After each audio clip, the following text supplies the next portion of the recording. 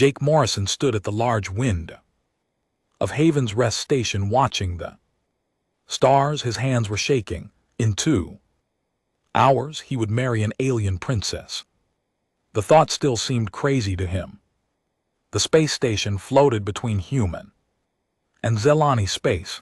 It was supposed to be neutral ground, but Jake could feel the tension everywhere. Human soldiers walked past Zelani warriors in the hallways. Both sides kept their hands near their weapons.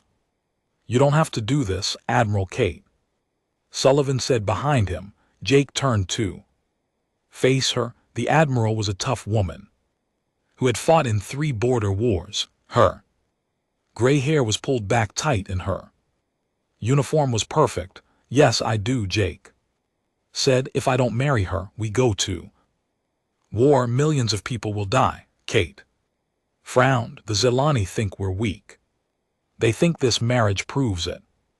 Maybe we should show them how wrong they are." Jake shook his head. "Fighting won't solve anything. We've been shooting at each other for 20 years. Where has it gotten us?" The first contact with the Zelani had gone badly. A human exploration ship had accidentally damaged a Zelani holy site. The aliens had attacked without warning. Since then, both sides had been building up their fleets and waiting for someone to make the first move. "Sir," a young officer interrupted, "Princess Xylth has arrived." Jake's stomach twisted. He had only seen pictures of her. The Zelani were tall and thin with blue-gray skin.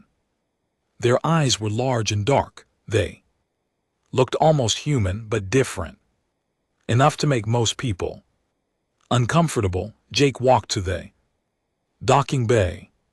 A group of Zelani had gathered around their ship. They wore long robes in bright colors. Their ship was beautiful, covered in patterns that seemed to move in the light. Princess Xylth stepped out of the ship. She was taller than Jake expected, maybe 6'1", 2 ft. Her skin was the color of a storm cloud and her black hair fell to her shoulders. She wore a simple white robe with silver threading. Their eyes met across the docking bay. Jake felt something strange. She looked scared. Counselor Thrar, the Zelani military advisor, walked beside the princess. He was older with scars across his face. His dark eyes studied Jake like he was looking at an enemy. "So, this is the human," Thrar said in accented English. "He looks weak." "Peace, Thenar," Princess Xylth said. Her voice was soft but firm. "We are here to stop a war, not start one." Jake stepped forward and bowed the way his cultural advisor had taught him. "Your Highness, I am honored to meet you." Princess Xylth looked surprised. She returned the bow in the human style. "The honor is mine." Jake Morrison, Admiral Kate, led them to the conference room where the ceremony would take place. Representatives from both sides sat at a long table. Humans wore their dress uniforms. Zelani wore ceremonial robes. Ben Carter, Jake's best friend, sat with the human group. He had tried to talk Jake out of this for weeks. "This is crazy, man," he had said. "You're marrying someone you've never met to stop a war. That might not even happen." But Jake knew the war would happen. The border incidents were getting worse. Last month, a Zelani patrol had destroyed a human mining station. The humans had responded by attacking a Zelani supply convoy. Each side blamed the other for starting it. "Before we begin," Princess Xylth said, "I want to say something." She stood up and everyone got quiet. "I know this marriage seems strange to both our peoples. We are doing this to prevent bloodshed, but I want it to be more than just politics." She looked at Jake. "I have studied human culture. You Value choice and freedom. I want us to choose this together, not just accept it. Because we have to. Jake felt a warm feeling in his chest. I agree, Your Highness, we may not know each other yet, but we can try to build something real. Then made a noise of disgust. Humans and their feelings. This is about survival, not love. Maybe those things don't have to be separate, Jake said. Quietly, the ceremony was a mix of both cultures. Jake spoke vows in broken Zelani that he had learned in just 3 days. Princess Xylth promised to honor human customs in perfect English. When they joined hands, her skin felt warm and surprisingly soft. After they exchanged rings, there was a feast. Jake tried Zelani food for the first time. Some of it was delicious, some made him want to throw up. Princess Xylth laughed when she saw his face after tasting something that looked like purple jelly. It's an acquired taste, she said. Even some Zelani don't like it. What is it? Jake asked. Fermented sea plants from our home world. It's supposed to bring good luck. Jake took another bite and tried not to make a face. Well, we need all the luck we can get. As the evening went on, Jake noticed something strange. Every time someone explained human technology or customs to the Zelani, they seemed surprised. It was like they expected humans to be more primitive. During a break in the celebrations, Princess Xylth pulled Jake aside.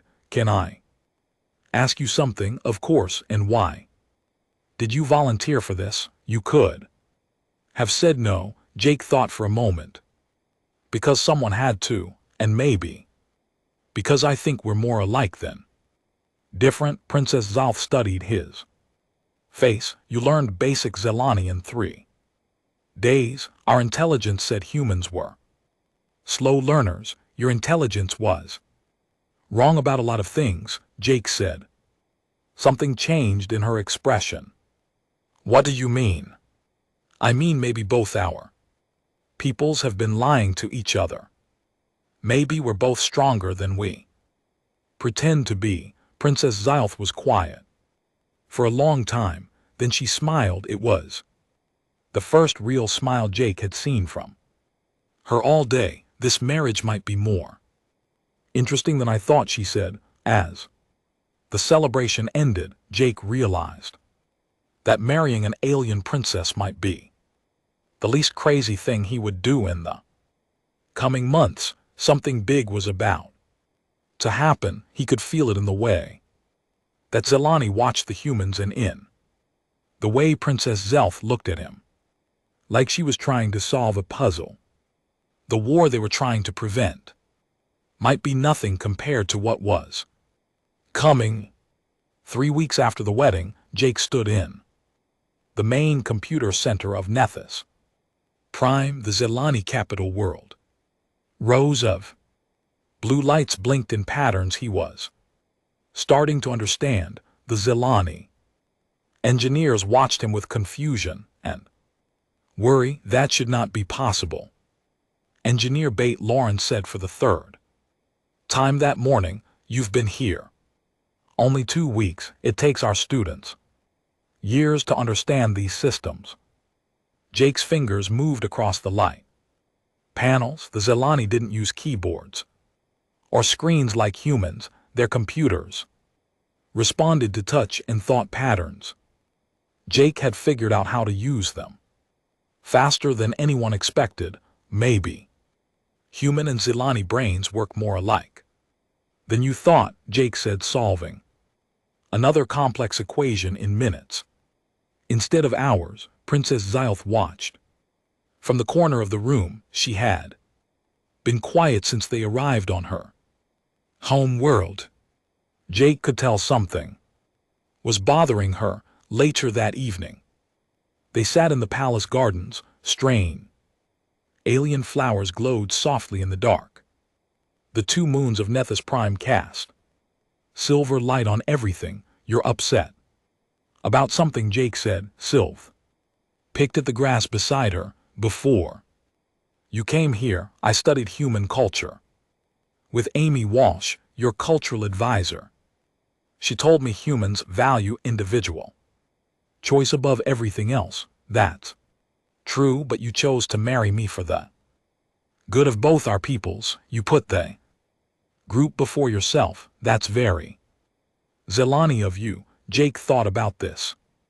Maybe the difference between our peoples isn't as big as everyone thinks. That's what worries me.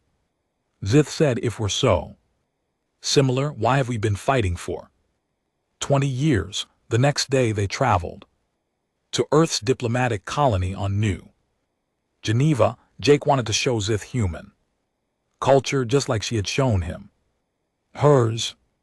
Ben Carter met them at the spaceport. He had known Jake since college and wasn't trying to hide his concerns about the marriage. You look different, Ben said, as they walked through the busy human settlement. How more confident, like you figured something out. Amy Walsh joined them for dinner. She was a small woman with red hair who specialized in alien cultures. She had been helping Zyth understand human customs. Princess Amy said, you seem troubled. Is everything all right? Zyth put down her fork. Human food was still strange to her, but she was learning to like it.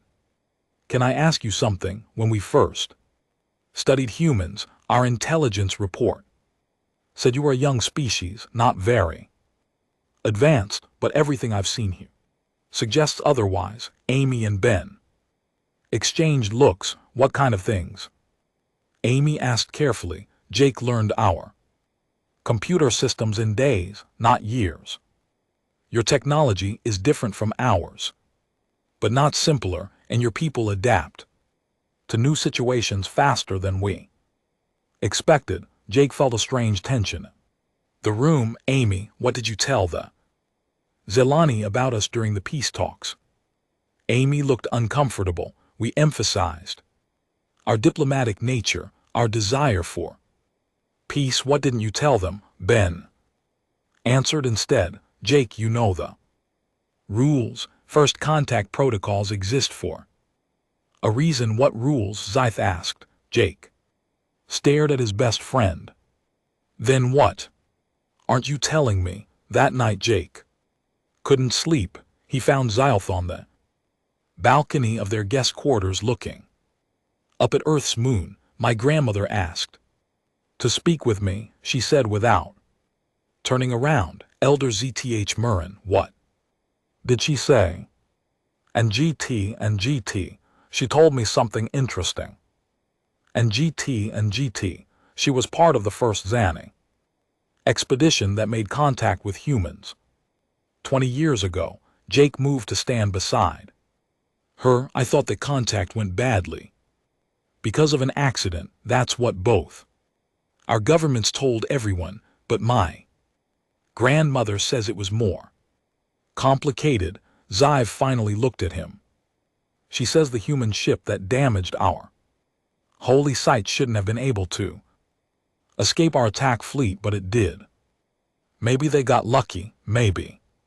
Or maybe humans are much better at fighting than they pretend to be. Jake felt cold despite the warm night air. What are you saying? I'm saying both our peoples have been lying during these peace talks. We told you we were stronger than we really are, and you told us you were weaker than you really are. The next morning, Jake confronted Amy Walsh. I want to know what really happened during first contact. Amy sighed. Jake, you're a diplomat, not military. There are things you don't need to know. I need to know. Now, my wife thinks we've been lying to her people. We have been lying to them, Ben said quietly. Amy shot him an angry look, but he continued. Jake, you were chosen for this mission for more than just your diplomatic skills. What do you mean? Amy pulled out a secure tablet and showed Jake a file. his own. Face looked back at him, but the information was classified far above his security level. You have an unusual psychological profile, Amy said. High adaptability, extreme problem solving skills, and something our tests call impossible persistence. That doesn't mean anything. It means you don't give up even when logic says you should. It means you find solutions that shouldn't exist, and it means you were the perfect choice to marry a Zelani princess, because you would find a way to make it work. Jake felt angry. So this whole marriage was planned. You manipulated both of us. Not manipulated, Ben said. But we hoped you would do exactly what you're doing, learning their technology, understanding their culture, becoming a bridge between our peoples. That evening, Jake told Zalth everything. She listened without interrupting. So we were both chosen for political reasons, she said when he finished. It looks that way, but that doesn't change how I feel about you, she said quietly. Jake looked at her in surprise. How do you feel about me? Like I want this marriage to be real, not just politics. She took his hand. Do you feel the same way? Jake squeezed her hand. Yes, but I also feel like both our governments are hiding bigger secrets. My grandmother wants to meet with you tomorrow alone. Why? Because she thinks a war is coming, whether we want it or not. And she thinks humans are the key to surviving it. The next day, Jake met Elder Z. Thorin in her private chambers. She was very old, even for Zelani, with silver hair and eyes that seemed to see everything. Sit, young human, she said in perfect English. We have much to discuss. Zyth says you know secrets about first contact. I know many secrets, but the most important one is this. During that first battle 20 years ago, I scanned the human ship as it escaped. The readings made no sense. What kind of readings? The ship's hull should have been destroyed by our weapons. The crew should have been killed by the acceleration forces when they fled, but both survived. Things that should have been impossible. Jake felt a strange tingling in his chest. What does that mean? Elder Zethan leaned forward. It means humans are not what they appear to be, and soon you will need that hidden strength. Hidden strength. Something is coming, Jake Morrison, something that will threaten both our peoples, and when it arrives, the galaxy will learn what humans are really capable of. Jake left the meeting with more questions than answers, but that night, as he held Zeth close, he felt something changing inside him, like a door was opening in his mind. Whatever was coming, he would be ready for it. The alarm woke Jake from a deep sleep. Red lights flashed in their quarters on Haven's rest station. Sylph was already sitting up, her large dark eyes reflecting the warning lights. What is that sound? She asked. Jake was pulling on his clothes. Emergency alert. Something's wrong. They ran to the command center where Admiral Kate Sullivan stood at the main display. Her face was pale. Around her, officers from both human and Zelani forces worked together at control stations. What's happening? Jake asked. Kate turned to them. 3 hours ago, something attacked the mining colony at Kepler Station. 30,000 people lived there. Lived? Sylph asked. The colony is gone, completely destroyed. War Prime Kielver, the Zelani military leader, stepped forward. He was a large alien with battle scars covering his arms. Our patrol ships found this. The main screen showed space where Kepler Station used to be. Instead of buildings and ships, there was only twisted metal and debris floating in the Dark, what kind of weapon could do this? Jake asked. We don't know, Kate said. But 2 hours ago, they hit a Zelani outpost in the Vega system, same.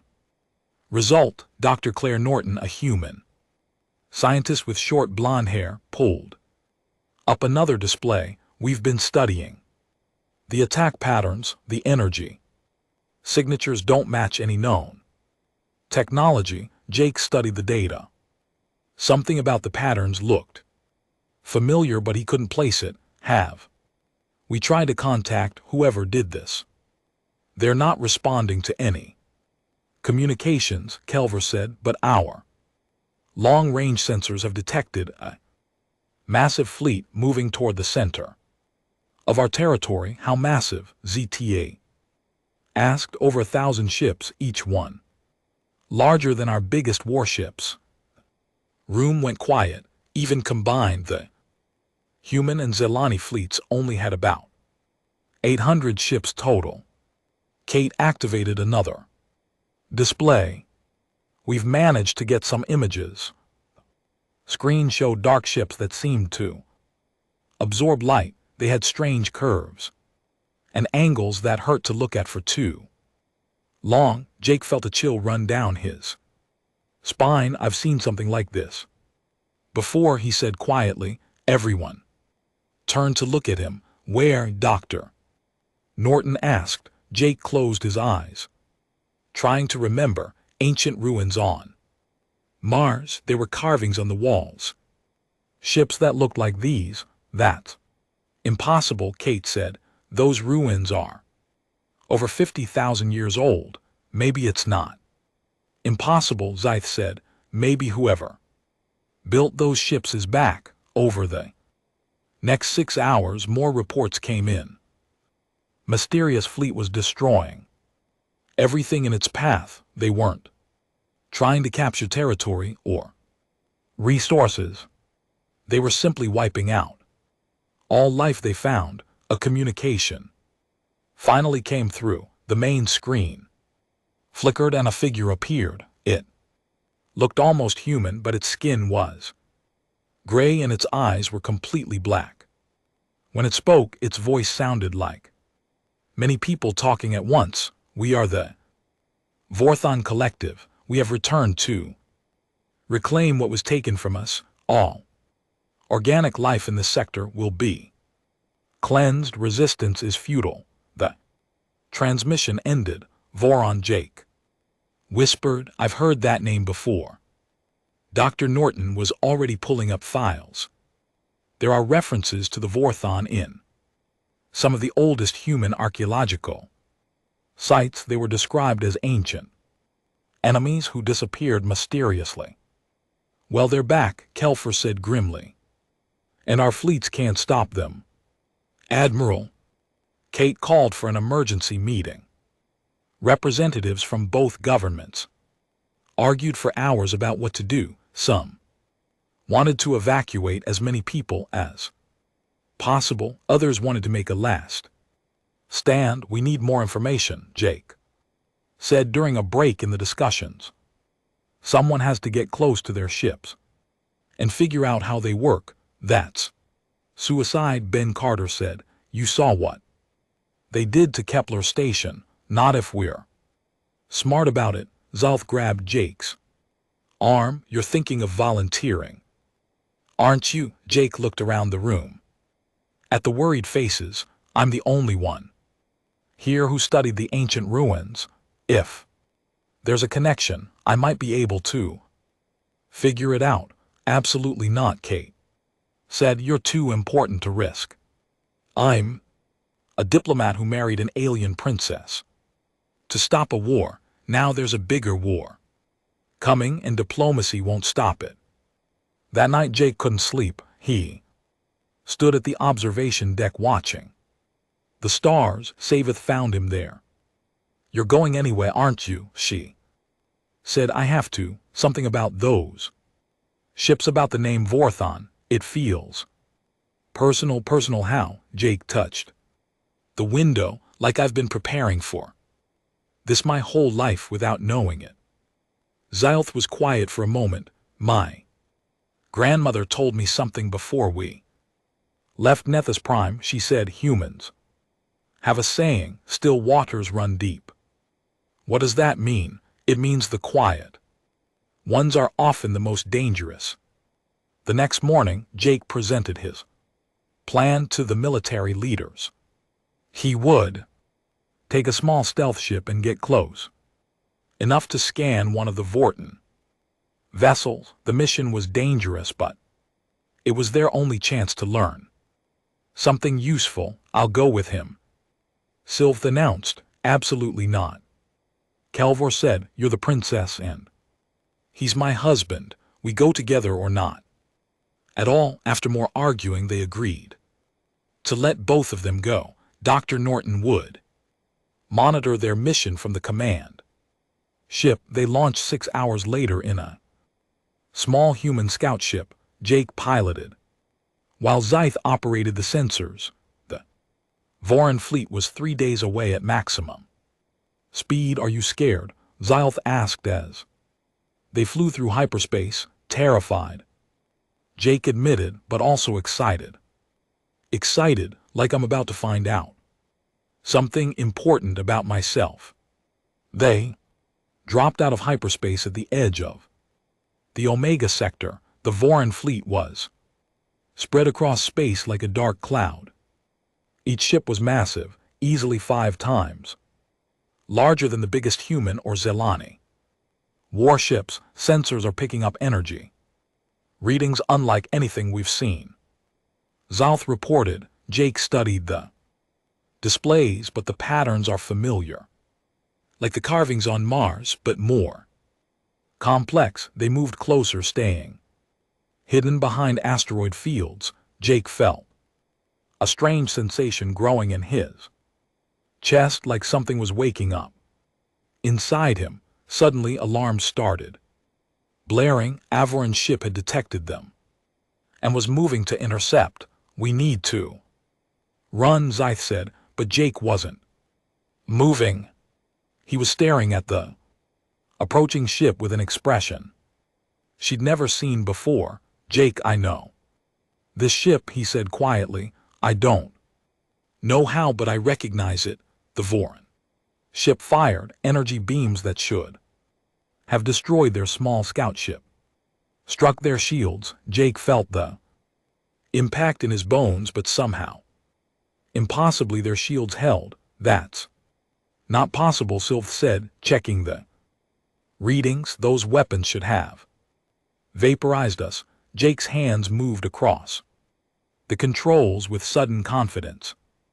Maybe we're harder to kill than they expected. He turned their ship toward the Voran vessel instead of away from it. Trust me, Jake. What are you doing?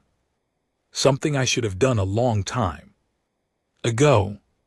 As they flew directly at the massive alien ship, Jake felt something fundamental change inside him. His vision became sharper. His reflexes became faster. For the first time in his life, he felt like he was becoming who he was always meant to be. Whatever happens next, he told Zith, I want you to know I love you. I love you too. She whispered, but Jake, you're starting to scare me. Good, Jake said, with a smile that didn't look entirely human anymore. That means this might actually work. Jake's small scout ship flew straight into the docking bay of the massive Vorten vessel. He should have been crushed by the impact, but somehow he managed to land perfectly. Zith stared at him in shock. How did you do that? She asked. Jake looked at his hands. They weren't shaking anymore. I don't know, it felt natural. Ship sensors showed that the Vorthon vessel had atmosphere, but it was poisonous to both humans and Zelani. Jake started putting on his environmental suit, but something made him stop. I don't think I need this, he said. Jake, the air will kill you. Maybe it won't. He opened the ship's door.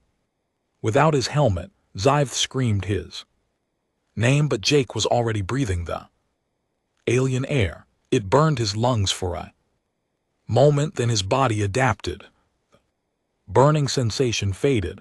That's impossible, Zyth whispered over the radio. She was still in her suit, watching him through the ship's cameras. Jake felt different, stronger. His senses were sharper than they had ever been. He could hear sounds from all over the massive ship. He could smell things that should have been impossible to detect. I'm going to explore, he told her. Stay with the ship. I'm coming with you. No. Something's happening to me, and I don't know if it's safe. Jake walked through the dark corridors of the Vorthon ship. The walls were covered in symbols that hurt to look at, but somehow he could read them. They told the story of an ancient civilization that had tried to create perfect warriors. The corridors led to a massive central chamber. In the center was a figure sitting on a throne made of black metal. It looked human, but its skin was gray and its eyes were completely dark. When it spoke, its voice filled Jake's mind. Welcome home, child of the experiment. What are you? Jake asked. I am the collective voice, and you are what we have been searching for. Images flooded Jake's mind. He saw Earth 50,000 years ago, Fort Hen ships landing and taking primitive humans, experiments that changed their DNA, the creation of super soldiers who could survive anything. You made us, Jake said. We improved you, but your ancestors rebelled. They escaped back to their world and hid what they had become. We have been sleeping, waiting for them to evolve enough to be useful again. Jake felt anger building inside him. You enslaved my people. We elevated them, and now we need them again. The galaxy has become infected with weak organic life. We will cleanse it and rebuild with our perfect warriors. I won't help you destroy innocent people. The collective voice laughed. You have no choice.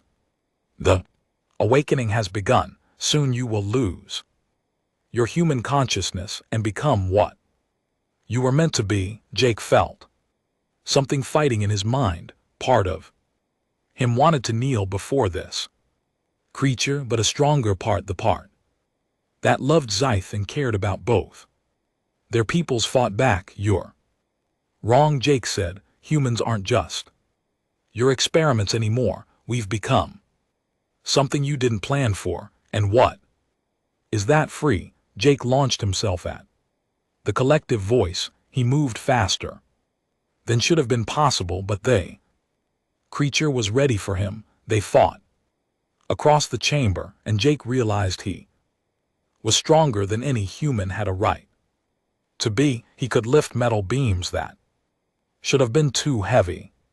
He could survive impacts that should have broken his bones, but the collective voice was stronger. You cannot resist your programming, it said as it held Jake against the wall. You were made to serve us. Maybe, Jake gasped, but I was also made by two people who loved each other, and I choose love over programming. Meanwhile, on the command ship, Zyth watched the battle through the ship's sensors. She could see Jake fighting something in the central chamber, but she couldn't see what.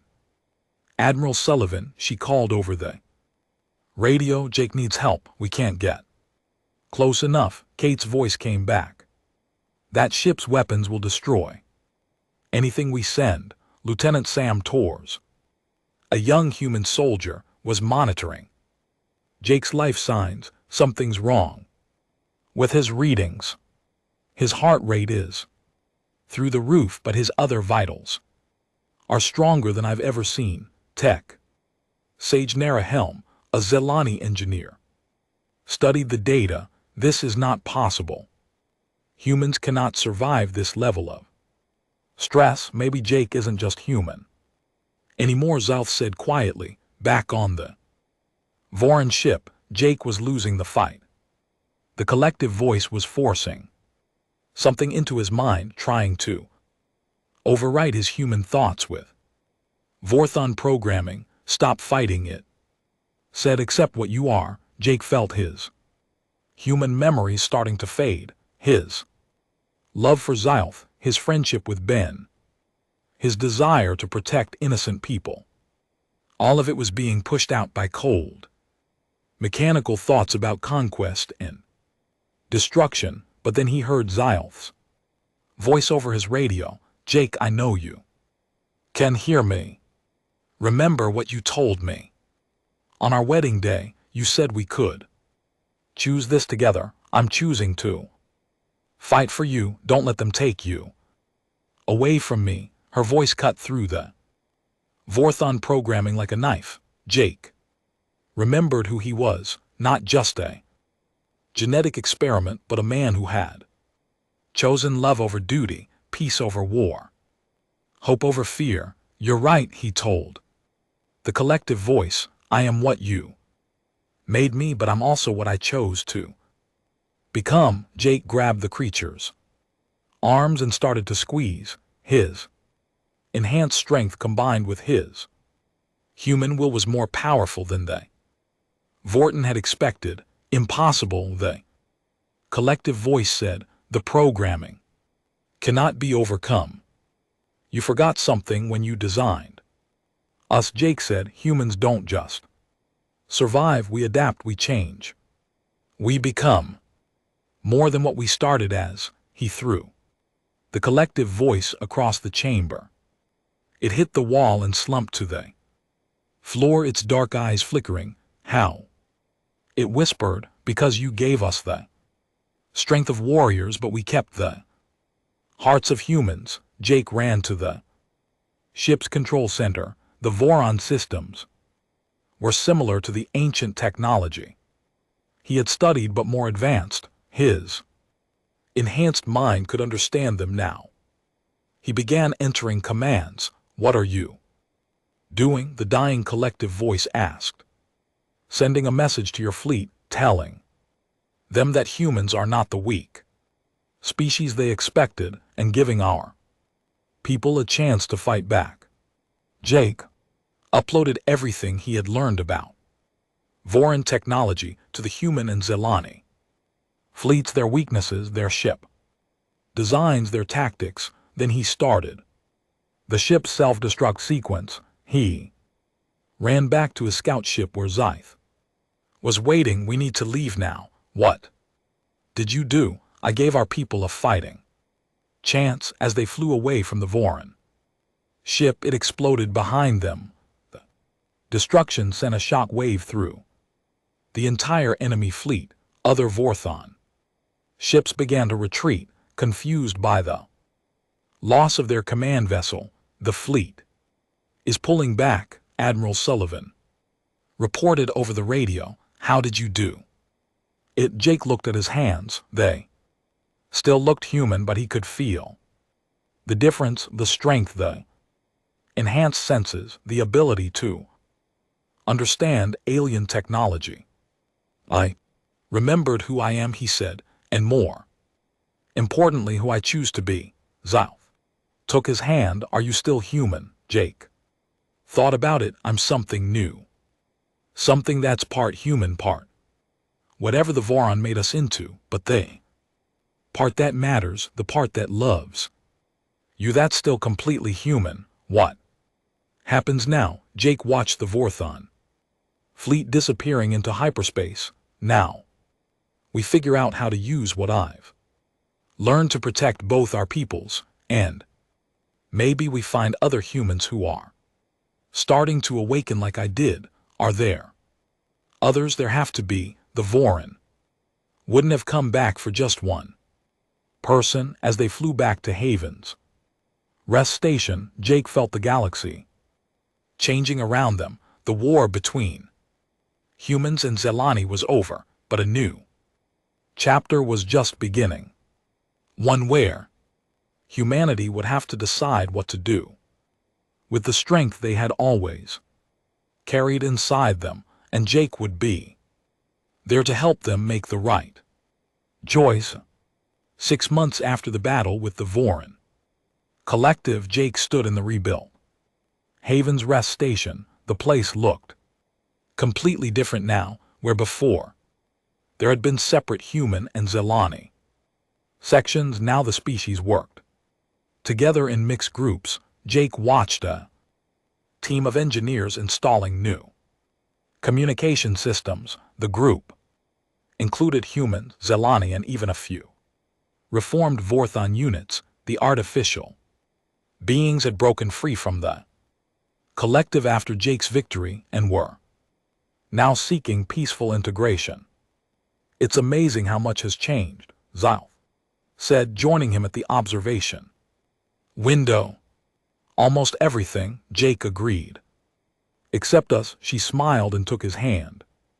Their marriage had started as a political arrangement, but it had become something real, something neither of them had expected. President Harrison is here for the ceremony, Zalf told him.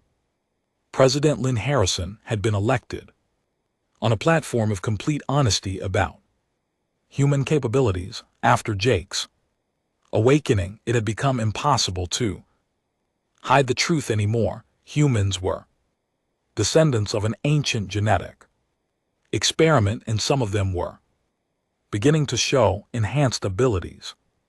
How many others have awakened so far? Jake asked. 43 that we know of. Dr. Norton thinks there could be thousands more who just haven't been in the right situation to trigger the change. Jake nodded.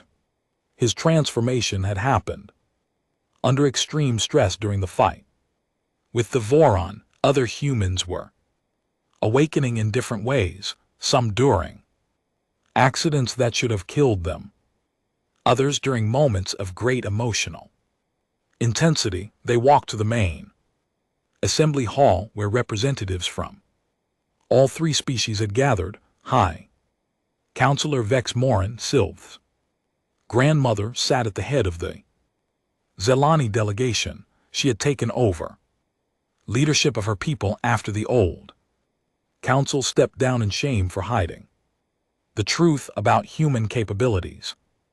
Integration Unit Zara, one of the reformed Vorthon, sat with the artificial intelligence delegation. She looked almost human now, having chosen to modify her appearance for easier interaction with organic beings.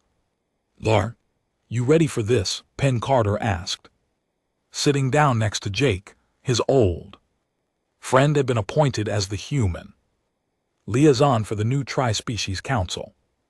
I think so, Jake said. It still feels strange being the center of all this attention. You saved 2 civilizations and prevented a galactic war. You've earned the attention. Admiral Kate Sullivan called the assembly to order. We're here today to formally establish the Tri-Species Alliance and to address the ongoing integration of awakened humans into our society.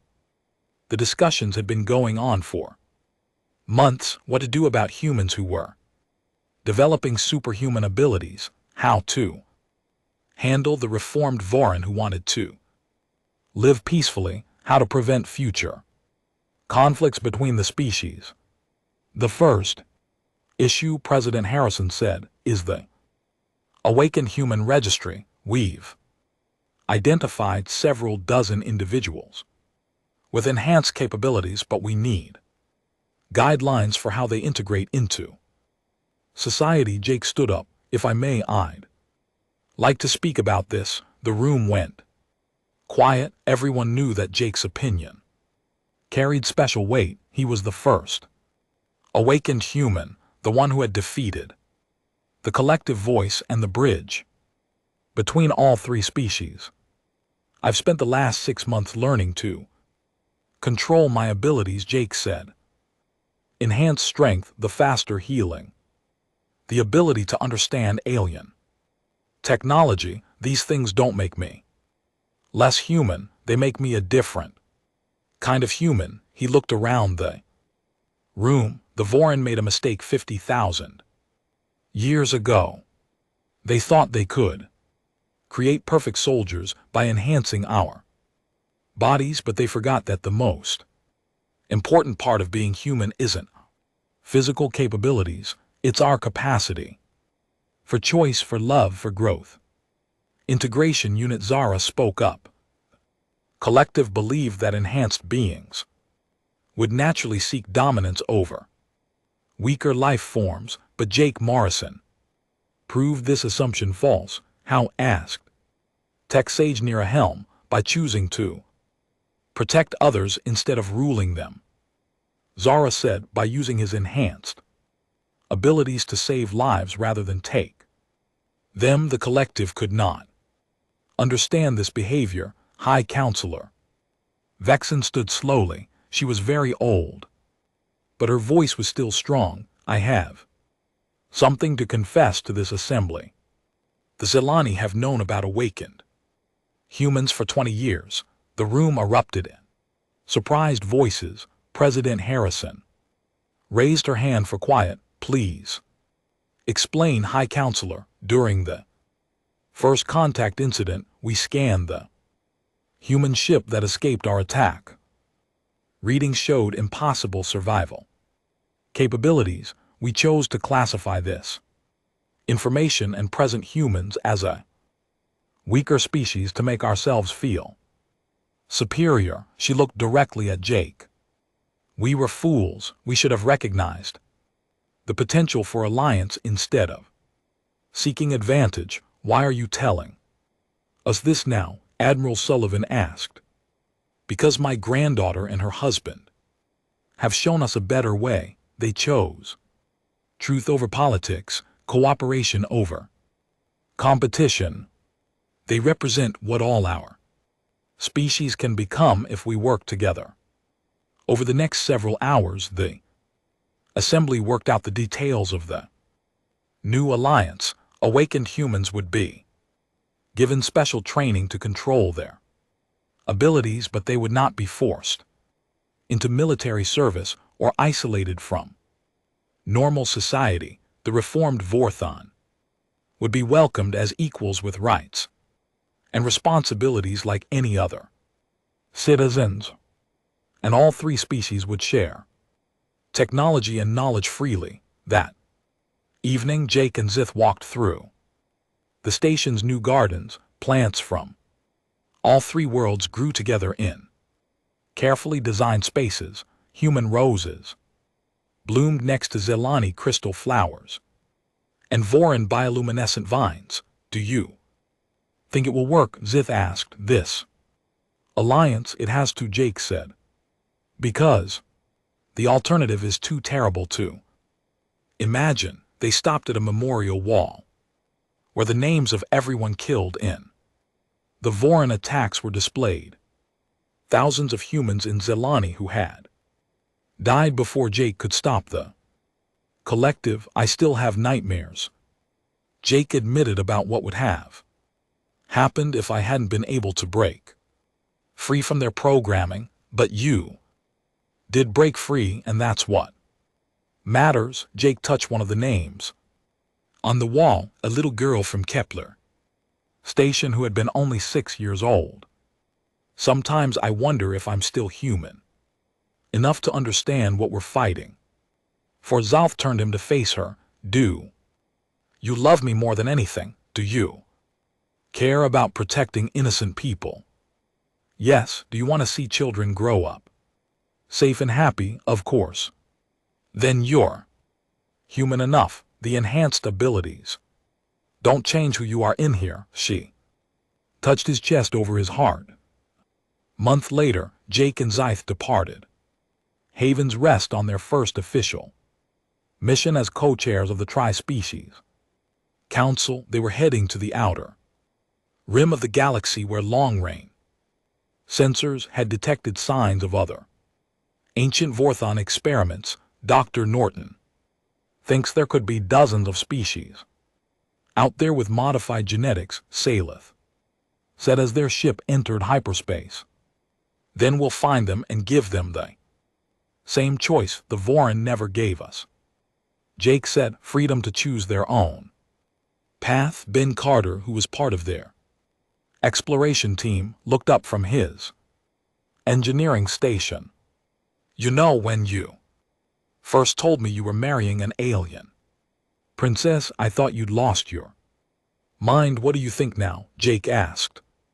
I think you found exactly what the galaxy needed. As their ship flew toward unknown space, Jake felt a familiar sensation in his chest, the same feeling he'd had during his awakening, like doors opening in his mind. But this time, it wasn't just about his own transformation, it was about the potential for all the species they might find. Silaveth, he said, yes, when we find these other species, we're going to tell them something the Vorthon never understood. What's that? Jake smiled as he watched the stars stream past their window. That being strong doesn't you have to be alone, that the greatest power isn't the ability to destroy your enemies, it's the ability to turn them into friends. Zyth squeezed his hand. And if they don't believe us, then we'll show them the same way you and I showed each other, one choice at a time, one act of trust at a time, until they understand that cooperation is stronger than conquest. As their ship disappeared into the vast unknown of space, Jake thought about all the species that might be waiting out there. Some probably thought they were alone in the universe. Others might believe they were destined to rule over weaker beings, but Jake and Zyth would teach them a different lesson, that the strongest bonds weren't forged by genetic engineering or military conquest. They were built through understanding, compassion, and the simple decision to see others as equals rather than enemies.